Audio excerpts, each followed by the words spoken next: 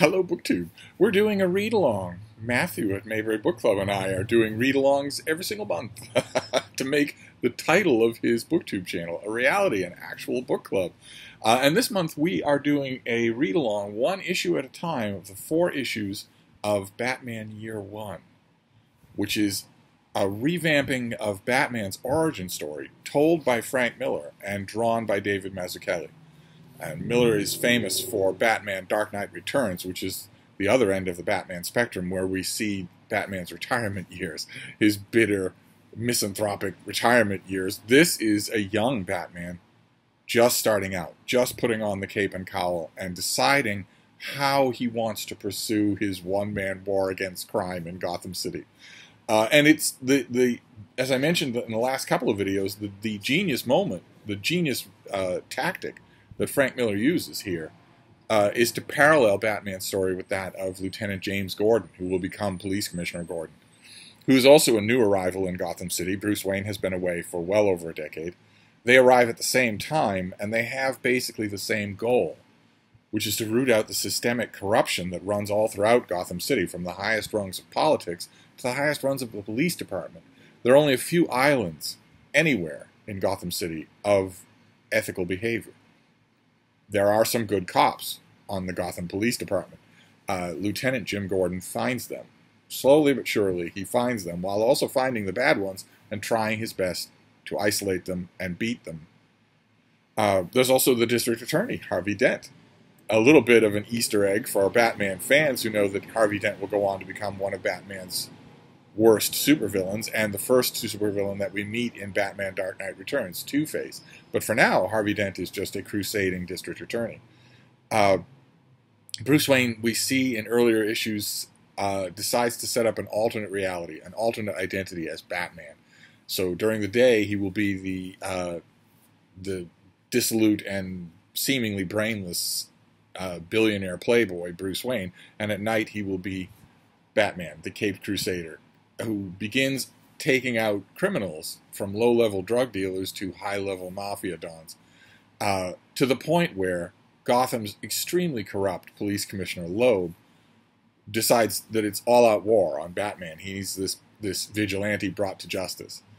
And at the end of the second issue of Batman Year One, we see that it looks like he's going to succeed. He and his extremely militant SWAT team have captured Batman. They've cornered him in a seemingly abandoned tenement. Of course, there are homeless people in that tenement and the superintendent. But the police commissioner doesn't care. He orders it bombed and then orders his SWAT team into the shell of the building because, as Gordon puts it in this issue, he wants a corpse. He wants a corpse to show the public. The SWAT team are just open killers. They aren't all that disturbed by the dead bodies that they find of homeless people in the building that they torched. And they calmly tell each other in this third issue to concentrate fire on Batman's torso because they'll need the face for identification. And it's gruesomely brutal stuff. They're told, they say to each other, maintain a steady round of fire into the corpse even if it isn't moving.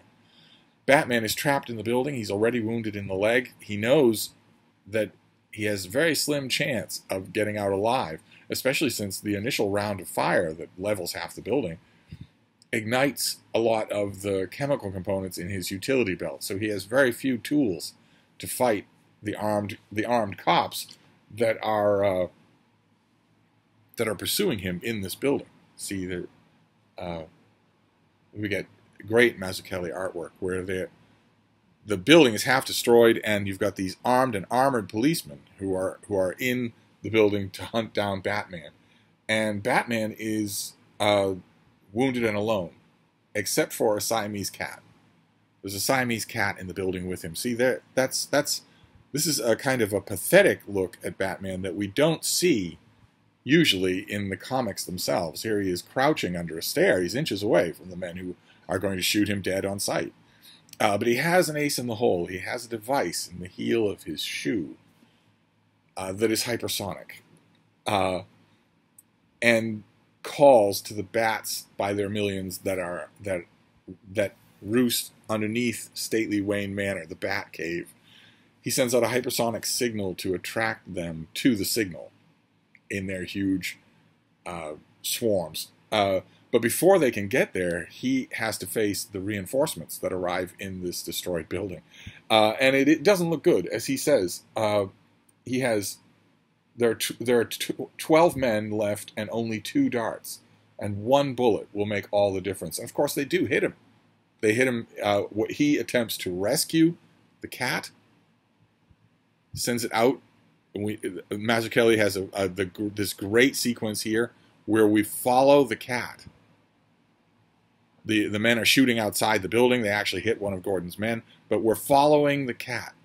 And the last panel has no panicked dialogue. It is just the Siamese cat running straight into the arms of Selina Kyle, who will become Catwoman in this issue, largely emboldened by the idea that there's this figure who, as Gordon realizes, becomes the hero. They manage to get Batman in both his legs and one of his arms, and they're closing in on him. See, they're closing in to take him out. When he, in an echo of an earlier panel that we saw where he was kicking a tree on his own property, he kicks a load-bearing column and brings the whole roof down on these men, sparing his attention for only one, the man who tried to shoot at the cat.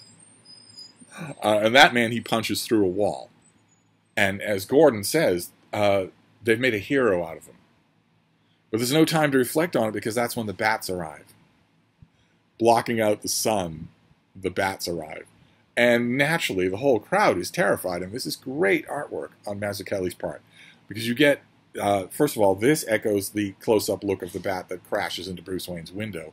But then you get this, where this cloud of bats is slowly lowering onto the well-lit, colored scene of the foreground, and that conceals Batman. This is a great panel. That conceals him. Notice we get Batman's leg, but he disappears into the cloud of bats. Notice up here is where we should see his head, and we don't, because Mazzucchelli has made it disappear into this cloud of bats. And needless to say, Commissioner Loeb is upset. This is Frank Miller making anyone in a position of official authority into cartoonish evil. So here you have Commissioner Loeb saying, get after that motorcycle, or I'll have you shot. Extremely corrupt police commissioners in America don't yell at their subordinates, do this or I'll have you shot. But one way or another, Batman gets away. Everybody has to be vaccinated for rabies. The dead bodies are, of course, half burned in the building, and Batman gets away. Not only away from the scene of the crime, but away from America. He goes to Europe and skis, pays someone to impersonate him, is wearing casts on his legs and arm that he will later say are skiing injuries. Just happen to be in the exact places where that would happen. And we see some more transformations as the issue goes on. That's the big plot development in the issue, is that Batman gets away by a whisker from dying in one of his first months as Batman. He gets away, but he realizes that he has to do better. And one of the things that he realizes, crucial to the final issue of this quartet of issues, is that he needs Jim Gordon as an ally. He needs an ally in the police department. If the police are hunting him, this is not going to work. He comes fully to that realization in this issue, and it's helped by the fact that he knows Gordon is a good man. But there are other transformations, 2 other transformations in this issue. One is that Selina Kyle decides to stop being a red light district hooker. She punches her pimp in the throat and become Catwoman. There we see her leaping out at Gotham City. But the other transformation is bad. It's immoral descent, and that is Jim Gordon himself, whose wife is pregnant back at home, but who's been more and more allowing himself to infatuate on a pretty police detective. And naturally, it's Nighthawks by Hopper. Naturally, that is the dude bro call out for when Gordon decides to be unfaithful to his wife. And the last scene in the issue is him sitting on the edge of the bed, with his gun, with his pregnant wife in the bed, and he's got real He-Man laments, real He-Man deep thoughts there. It's actually not all that deep. He was unfaithful to his vows. But in Miller's world, men can do this sort of thing. In Miller's world, if a woman did this same thing, well, and if you've read any of Frank Miller's other stuff, we'll know exactly what he considers such a woman. But if a man does it, then it's a sign of just unbelievable amounts of complexity. But one way or another, all this brings all of our three main characters to a crisis point. Selina Kyle is the minor character here, but Jim Gordon and Bruce Wayne have realized that they're at a crisis point. Now, I myself think that this is much more effectively done, much more unified in its storytelling than Batman Dark Knight Returns. But even so, this infidelity plotline with Jim Gordon strikes me as odd. I confess, as many times as I've read this 4-issue series, I do not understand the point of it. I know that it's just a plot, so it might not have a point, but nevertheless, the point of it for the story is what I'm trying to say. I think I understand the point that Frank Miller is making himself. And I think part of it is his frustration that he can't do anything like that Jim Gordon plotline with Bruce Wayne. That is a terra incognita. You can't, until present-day Batman, you couldn't touch that kind of thing.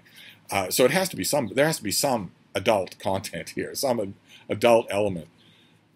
I don't understand why the Jim Gordon character that Frank Miller himself has created in the first 2 issues of this miniseries would make this decision. I don't think it's consistent.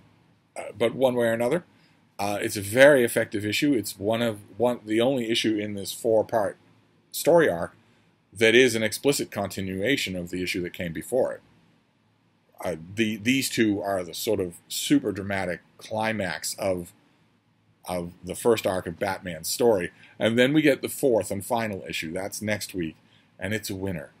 An absolute winner. There is almost not a note done wrong anywhere in it. It's going to be great fun to go over it again and to see what Matthew makes of it and what any of you make of it who are going through this for the first time. But we'll resume then. We'll resume next week. Probably I will do this again on a Monday, but one way or another, maybe a Saturday, so that I can keep up with the program. One way or another, I'd love to know if you're reading this along with us. I'd love to know what you're making, especially if it's your first time. I'm gratified to see that Matthew is enjoying it throughout, and if he's enjoyed it to this point, he's going to love the conclusion. Just love it. So we'll see. We'll see if that's true. That's my prediction. But we'll reconvene next week to finish up Batman Year 1. And I guess sometime in the upcoming week we'll make an announcement about what our read-along is for October or for August, because that's coming right up. That's right around the corner. It'll be here before you know it. August will be here before any of us know it. So we'll see sometime this week. Thank you, BookTube.